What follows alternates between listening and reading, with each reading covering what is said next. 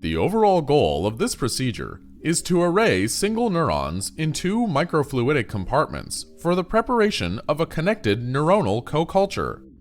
This is accomplished by first replica molding the microfluidic device in PDMS and encapsulating the device by plasma bonding.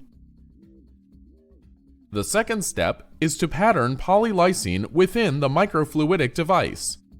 This is achieved by filling the device with polylysine, allowing a water mass to form by evaporation, and then using a plasma treatment to remove the exposed polylysine to create the biomaterial pattern.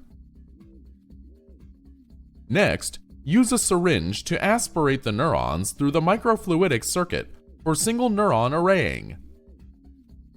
The device is placed in the tissue culture incubator for neurite outgrowths to extend and connect the two populations of neurons.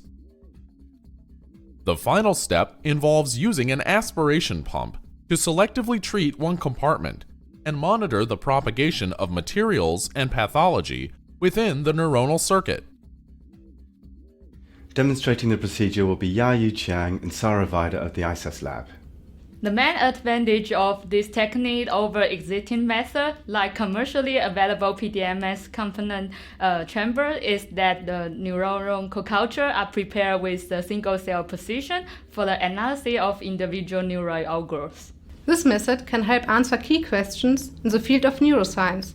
For example, what is the mechanism underlying the propagation of hyperphosphorylated tau aggregates in Alzheimer's disease? Or how do infectious organisms spread throughout the brain? The technique is ideally suited to high-throughput applications since only a few hundred neurons are required for